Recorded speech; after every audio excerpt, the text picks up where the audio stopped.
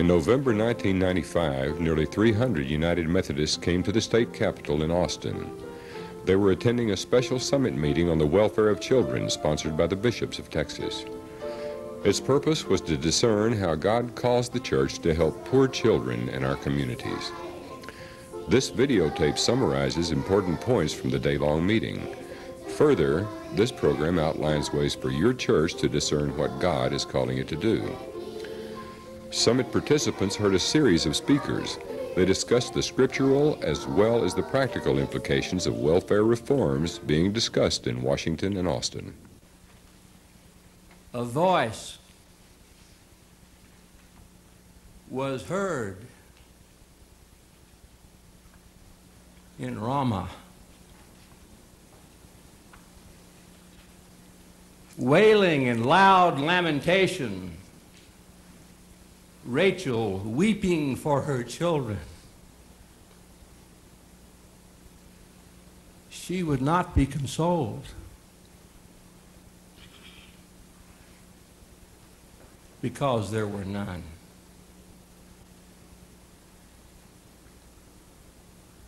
Most of you recognize this passage from the 2nd chapter of Matthew's Advent narrative with roots in Jeremiah. Herod had massacred all the male children 2 years and under in Bethlehem and in the surrounding area.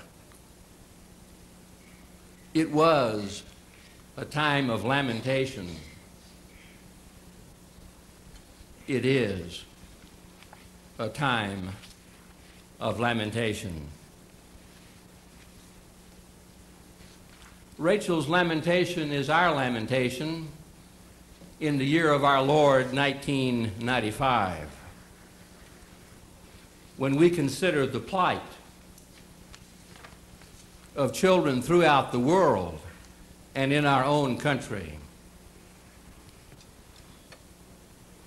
The figures change from day to day and week to week, but we know there's something like 20 million refugees, globally speaking, of whom something like 2/3 are children.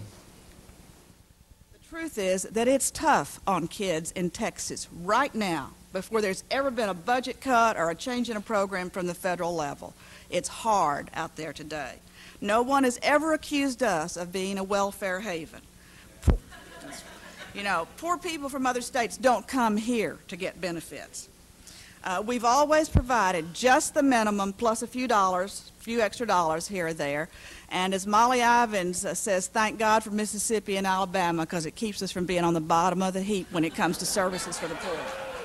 I think it's safe to say that there are going to be cuts in entitlements, that we're going to probably have more block grant programs, with the states having power to make many very important decisions, even if they don't have the money to implement them. And that means that there are going to be people, sick people and children, who are getting assistance now who are not going to be getting it in the future. Just to give you an idea of the magnitude, though, of the cut, here in Texas we stand to lose $5 billion in programs. Now, I know that money, you know, that figure doesn't mean anything, it doesn't bleed, but that is more than half the amount of revenue that's raised by state sales tax. So you think, you know, you're paying state sales tax, you do it every single day, and that's our major, a lot of our funding for this state comes from sales tax, and we're just about to lose half of that amount of money. That's a lot of money. Violence is a way of life in communities of poverty. 2% of the population of Austin lives in the census tract where my school is located. But that same 2% accounts for 20% of all the murders in the city, 37% of armed robberies, 16% of the rapes. This is a community where the fabric of community life has been damaged. And if we turn our backs on communities of poverty, that will become a cancer in our society. And we will become a society of have and have not. And those two groups will be permanent. And when you create a permanent underclass, you are undermining the goodwill and the good fabric of American life. But our call is to start doing something. The question is not what are we going to do, but are we going to do? Following presentations about current conditions and the possible future of low-income children in Texas, participants met in annual conference groups. There, they considered what they had heard and discussed ways to respond.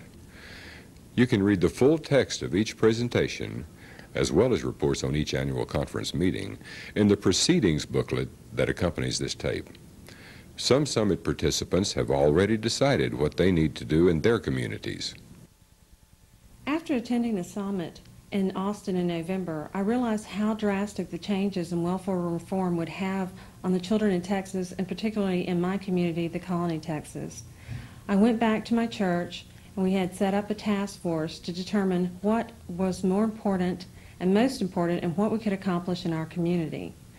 We came up with a committee that took on the Children Eat Free program, which provides free lunches to children in our area.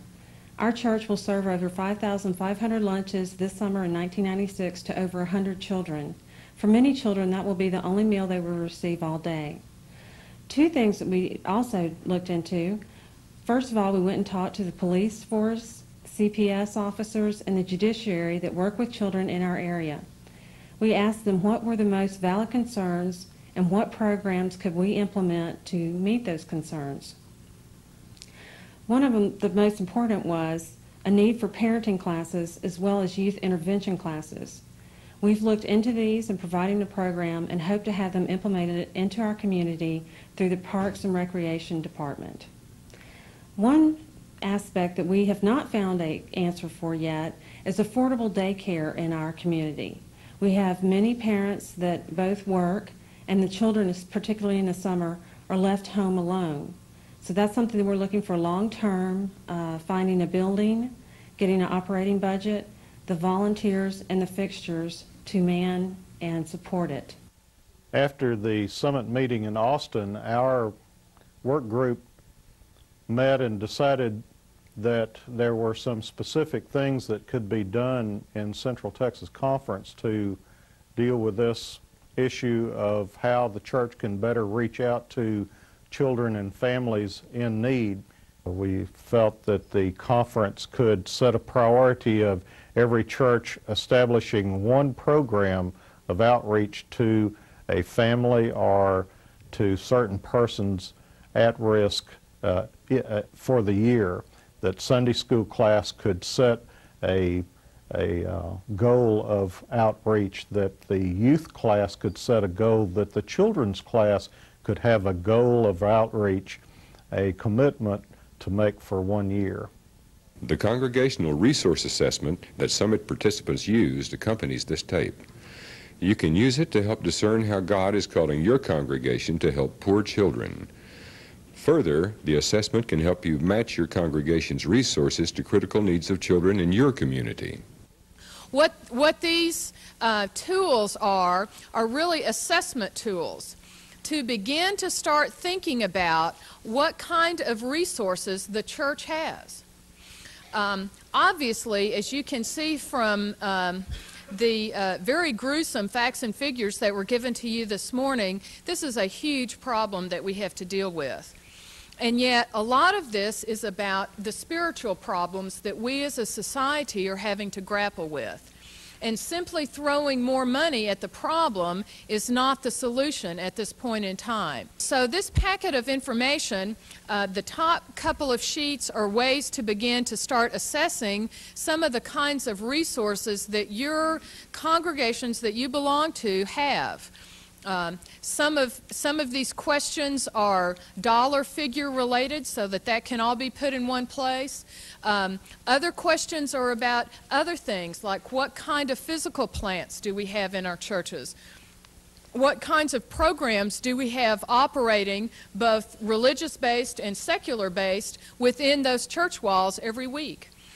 Ranging from programs that are daycare programs that deal with young children all the way up to senior citizen kinds of activities. Also included in this resource are a number of different assessment forms to broaden out and go and talk to people who are doing health and human service delivery, who are involved in the public education system in your town, and other kinds of avenues, to begin to ask them where they're at.